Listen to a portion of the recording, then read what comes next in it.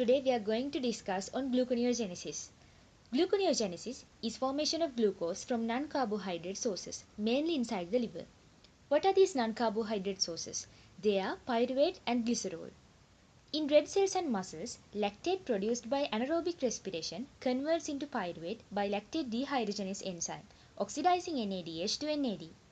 When cellular acetyl coenzyme A levels increases, it will inhibit pyruvate dehydrogenase complex (PDH complex) and prevent pyruvate in converting into acetyl coenzyme A and NADH. Muscles break down and supply gluconeogenic amino acids. These amino acids catabolize into pyruvate. These reactions will supply pyruvate for gluconeogenesis. Hydrolysis of triacylglycerol (TAG), which we call stored fat in adipose tissues, provide glycerol for gluconeogenesis. Now we'll see how glucose is produced by pyruvate. First, pyruvate converts into oxaloacetate, which then converts into phosphoenol pyruvate (PEP), and then PEP undergoes a series of reversible reactions and produces fructose 1,6-bisphosphate, which reversibly converts into fructose 6-phosphate and then into glucose 6-phosphate and finally produces glucose. Main steps in gluconeogenesis are the irreversible reactions which can be regulated. There are 4 such steps in gluconeogenesis. Throughout this video, we will be discussing on those 4 reactions. So the first step in gluconeogenesis, it is converting pyruvate into oxaloacetate OAA by pyruvate carboxylase enzyme. This is an irreversible reaction which occurs inside mitochondria. Pyruvate is a 3-carbon molecule. It uses 1 carbon dioxide and forms a 4-carbon molecule. Then the second step in gluconeogenesis, it is converting oxaloacetate into phosphoenol pyruvate PEP by an irreversible reaction. This reaction is done by phosphoenol pyruvate carboxykinase PEP carboxykinase enzyme. This enzyme is present both in cytosol and inside mitochondria. Normally, production of phosphoenol pyruvate PEP occurs in cytosol.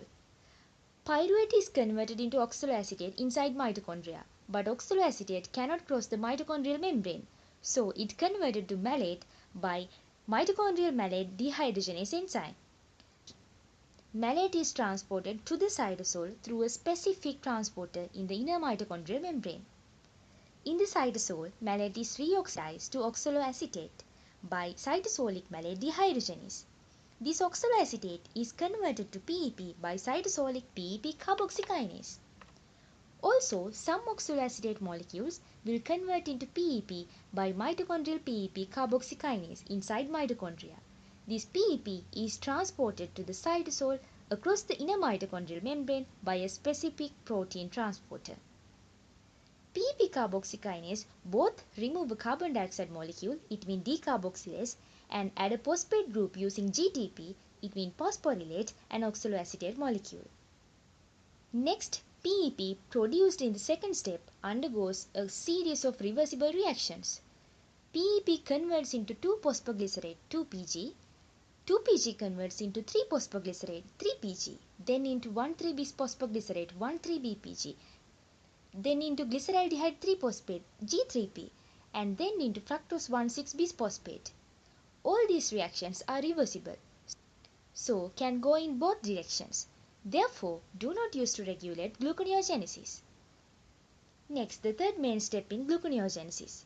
It is converting fructose 1,6-bisphosphate into fructose 6-phosphate by an irreversible reaction. This reaction is done by fructose 1,6-bisphosphatase enzyme, FBP1 enzyme. At the end of this reaction, one phosphate group is removed by fructose 1,6-bisphosphate. Fructose 6-phosphate produced by this reaction will convert into glucose 6-phosphate G6P reversibly. This is also not a regulatory step. Next, we come to the last step of gluconeogenesis. It is converting glucose 6-phosphate into glucose irreversibly. This is done by glucose 6-phosphatase enzyme, which is present inside endoplasmic reticulum. So, G6P is transported into the endoplasmic reticulum via a G6P transporter. Inside the lumen of endoplasmic reticulum, glucose 6-phosphatase converts G6P into glucose. Glucose is transported back to the cytosol via a glucose transporter. This comes to the end of gluconeogenesis. That's all for today. Stay tuned for my next videos on regulation of glycolysis and gluconeogenesis. Like, comment and subscribe Periodica. Thank you.